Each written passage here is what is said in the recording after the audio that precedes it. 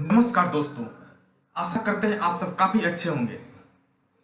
आज हम सीखेंगे easy method to find square of two digit number, दो अंकों की संख्याओं के वर्ग निकालने के आसान तरीके। तो चलिए शुरू करते हैं। शुरू करने से पहले आज मैं आपको सबसे पहले बोलूंगा कि आप हमारे चैनल को सब्सक्राइब कर दें। सब्सक्राइब करने के बाद बेल आइकन को दबा दें, वीडियोज को लाइक कर दें। बढ़ते हैं आगे। सबसे पहले हम देखेंगे number their unit place is 5। हम इसे दो भाग में बांट कर देखेंगे। वैसी संख्या जिसके यूनिट प्लेस पर 5 हो अथवा वैसी संख्या जिसके यूनिट प्लेस पर 5 हो अथवा ना हो। दो तरह के तरीके से हम इसको देखेंगे, ठीक है। तो सबसे पहले हम देखेंगे number their unit place is 5, संख्या जिसके इकाई स्थान पर 5 हो। जिस संख्या के इकाई स्थान पर 5 हो उसका स्क्वायर हम कैसे निकालेंगे, उसका वर्ग कैसे निकालेंगे। जैसे कि यहाँ पे एग्जाम्पल के तौर पर आपको दिख रहा होगा, यहाँ एग्जाम्पल में आपको दिख रहा होगा, क्या दिख रहा है एग्जाम्पल में, देखिए 25, 35, 45, 25, 35 एंड 45। ठीक बात है। तो अब हमारे स्टेटमेंट पे यहाँ ध्यान दें। वैसी संख्याओं, ऐसी संख्याओं के, कैसी संख्या जिसके यूनिट प्लेस पर 5 हो, ऐसी संख्याओं के वर्ग निकालने के लिए, यानी कि स्क्वायर निकालने के लिए इसके यूनिट प्लेस पे 5 लिख देना है। ठीक है। वैसी संख्या वैसी संख्या जिसके यूनिट प्लेस पर 5 हो, उसके वर्ग में भी जो वर्ग होगा, जो उसका स्क्वायर होगा, उसमें भी क्या होगा, यूनिट प्लेस पर 5 होगा। और टेंस प्लेस पे क्या होगा, टेंस प्लेस पे 2 होगा। ठीक है। यूनिट प्लेस पे 5 और टेंस प्लेस पे 2 लिख देंगे। ठीक है।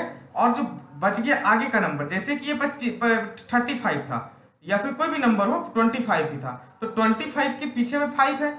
जिस भी नंबर के पीछे में 5 हो तो उसके लिए क्या करते हैं, यूनिट डिजिट पे 5 और टेंस डिजिट पे क्या करेंगे, 2 लिख देंगे।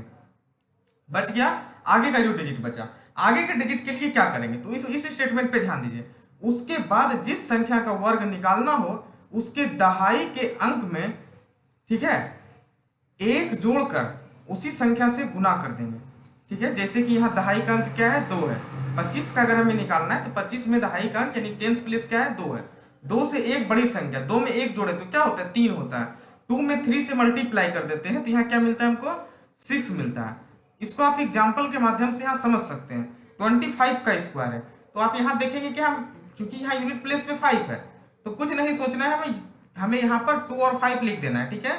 उसके बाद आगे का जो 6 आया है वो कैसे आएगा, यहाँ पे 2 है, 2 से एक बड़ी संख्या 3 है, 3 को 2 से मल्टीप्लाई करते हैं तो यहाँ हमको 6 मिलता है। ये था एक एग्जाम्पल। इसको एक और एग्जाम्पल से समझते हैं, जैसे कि 65 का स्क्वायर। 65 का स्क्वायर क्या होता है, 4225, 4225। तो ये कैसे होता है, इसके भी यूनिट प्लेस पे क्या है, 5 है। 5 का स्क्वायर 25 लिख देंगे।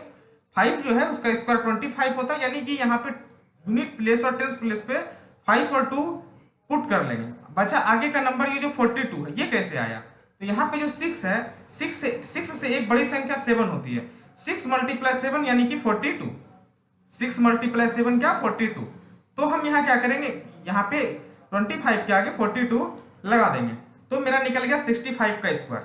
दोस्तों इस तरह से आप अन्य किसी भी नंबर का स्क्वायर निकाल करके चेक कर सकते हैं, किस तरह के नंबर का, जिसके यूनिट प्लेस पे 5 हो। फॉर एग्जाम्पल 35, 45, 15, 65 तो निकाल ही दिए हैं, 75, 85, 95। ठीक है, 2 डिजिट के नंबरों के लिए। ठीक है, जिसके यूनिट प्लेस पे 5 हो। अब सवाल उठता है कि जिसके यूनिट प्लेस पे 5 नहीं हो तो उसके लिए क्या करेंगे, तो उसके लिए भी तरीका है दोस्तों, उसके लिए भी तरीका है। तो बढ़ते हैं, उस तरीके को भी देखते हैं।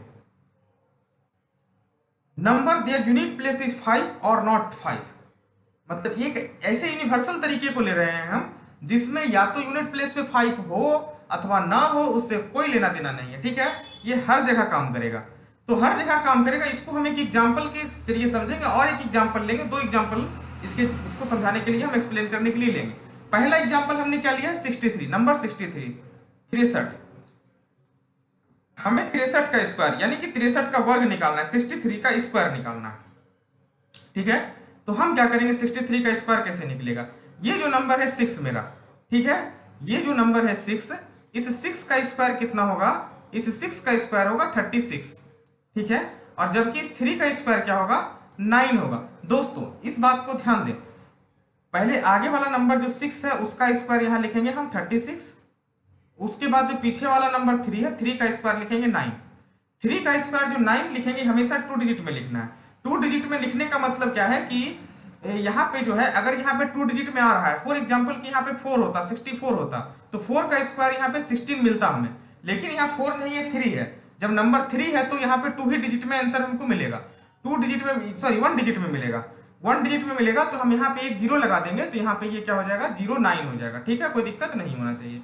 अब यहाँ पे क्या करेंगे 6 को 3 से मल्टीप्लाई करेंगे, कितना होगा 18, और 18 को 2 से मल्टीप्लाई करेंगे, 6 को 3 से और 3 को 2 से मल्टीप्लाई करेंगे तो क्या होगा 36 हो जाएगा, 36 हो जाएगा।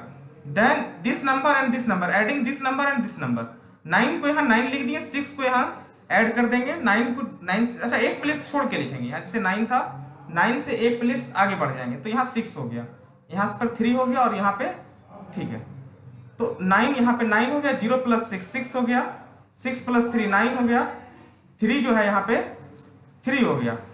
ठीक है, कोई दिक्कत नहीं है।